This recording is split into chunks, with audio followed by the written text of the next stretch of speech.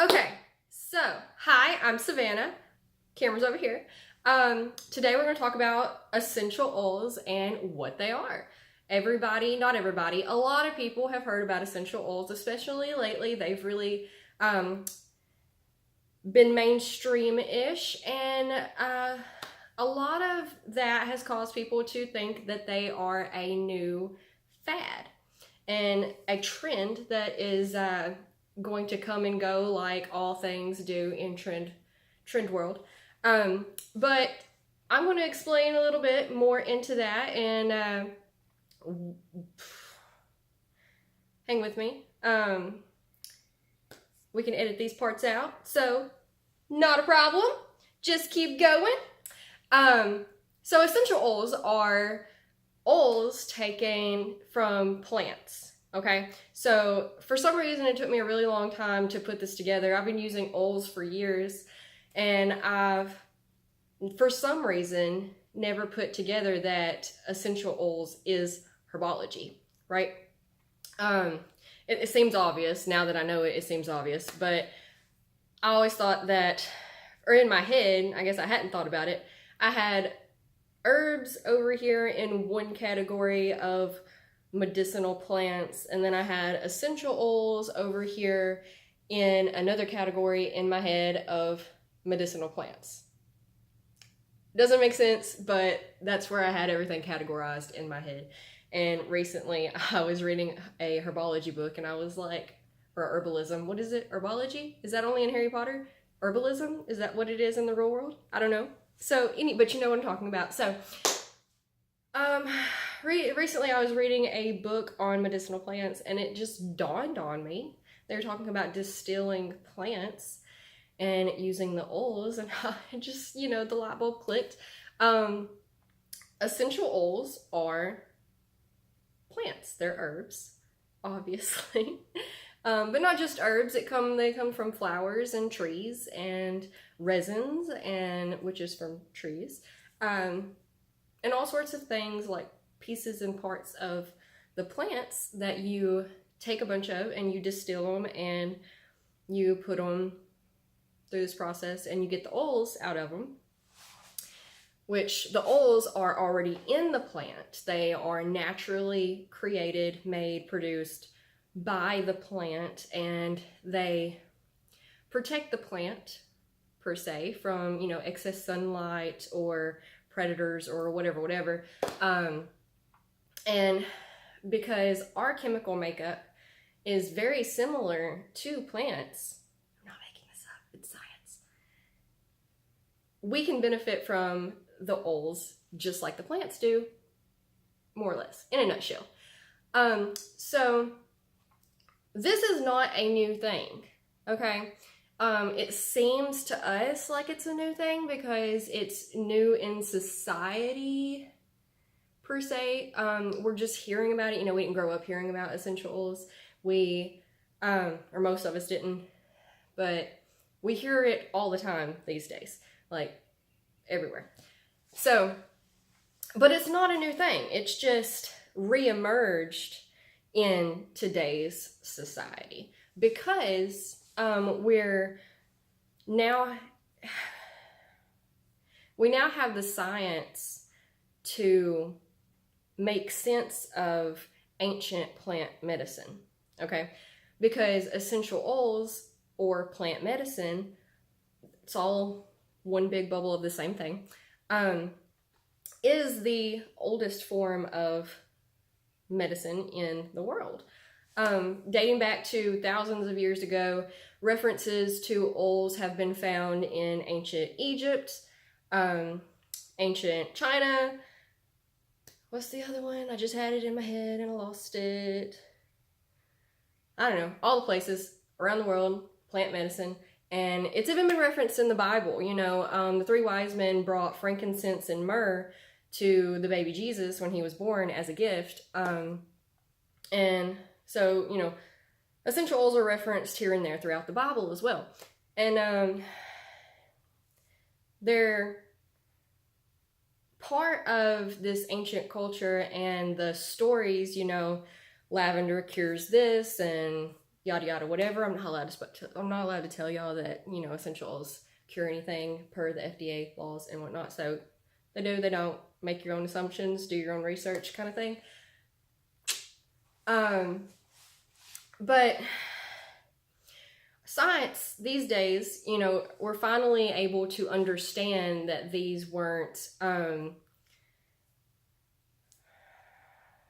magical fairy tale potions, per se, I guess. We're actually seeing that, yes, they do have medicinal properties. They're antioxidants and antibacterials, antivirals even, which is something that we don't have in modern medicine. Antivirals, a virus, there is nothing for that. It just kind of has to run its course. Some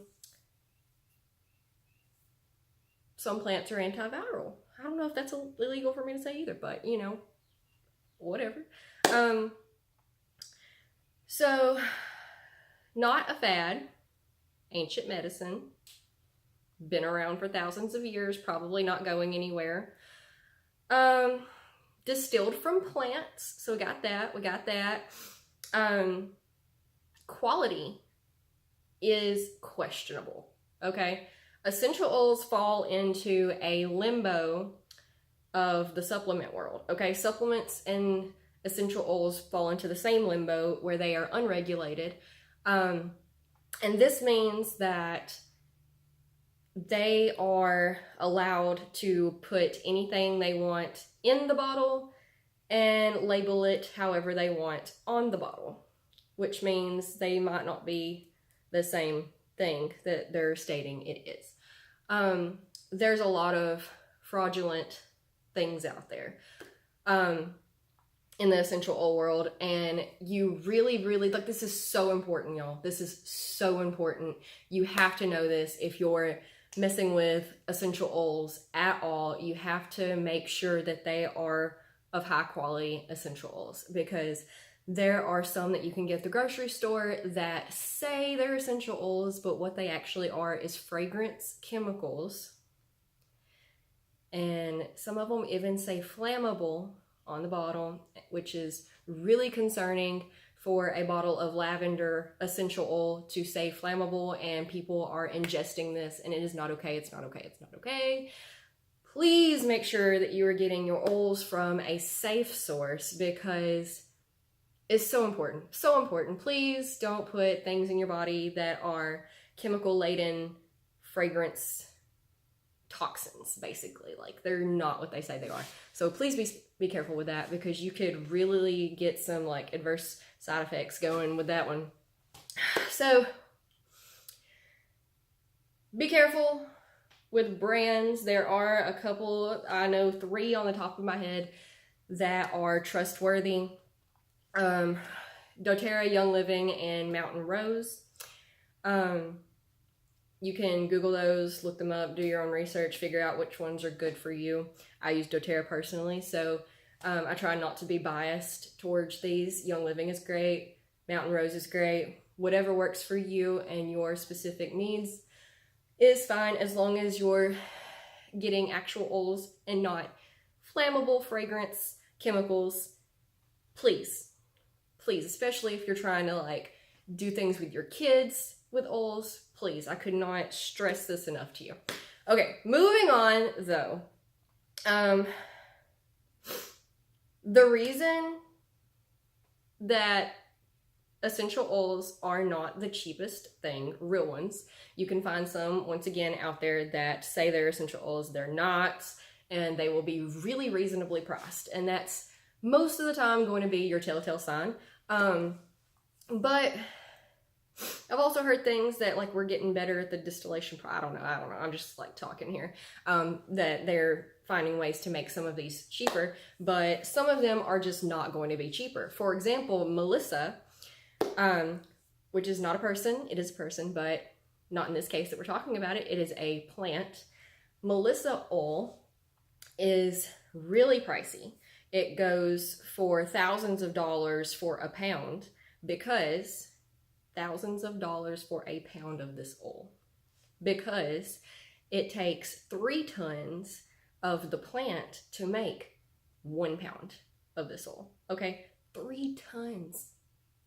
3 tons. Let that sink in. How much? 3 tons. Think about how much a flower weighs and think of 3 tons. That's a lot of flour.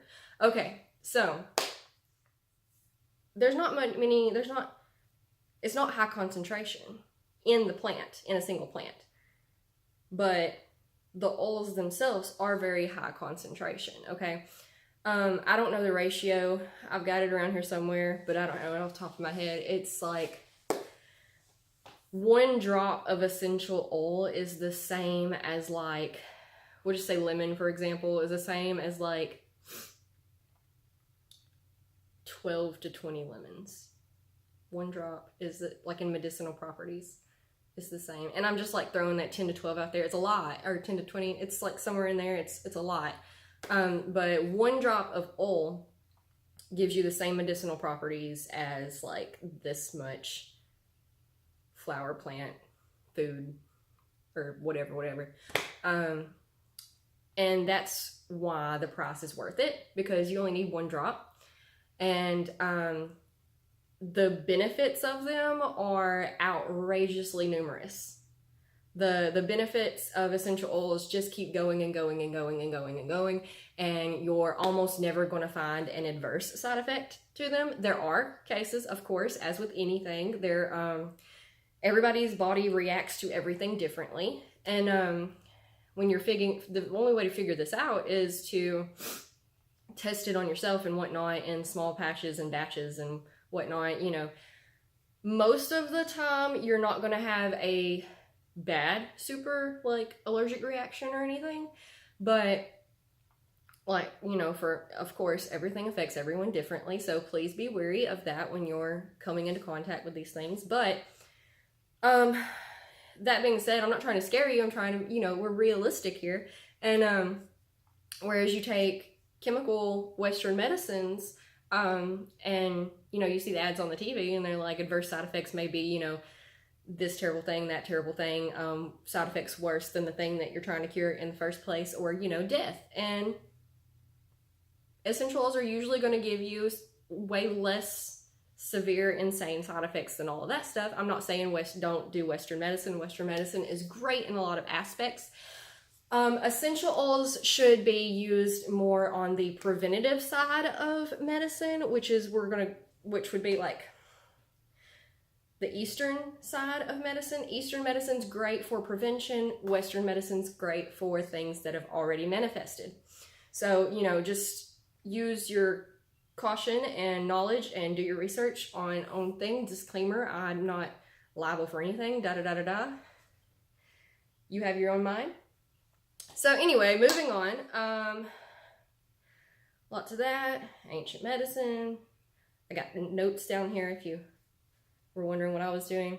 Calms free radicals, antioxidants. A lot of essential oils, every one of them has different properties. So it just depends on which one you get and what properties they have. It's going to vary from lemon to peppermint to whatever. But a lot of them are antioxidant, which a lot of us know that antioxidants are good, but we don't really know what that means. Like, antioxidant, most of us think of it as like a detoxing type of thing. And that's true in a way, but you have you have electrons in your cells, in your body. Everything is made of cells and atoms and, you know, first grade science stuff here. We know. And, well, as you age, especially, these electrons lose pieces of themselves and turn into free radicals, which is what causes the aging process. It's what causes deterioration in our bodies. And on a mild level scale is what I'm talking about, but it is basically like why we die and whatnot.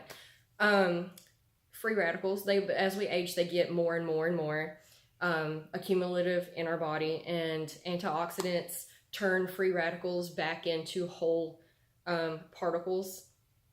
And I'm being really generic because I really don't know the science of if it's electron or a proton or a whatever, and I don't want to bore you with science anyway, unless you like that kind of thing. I do.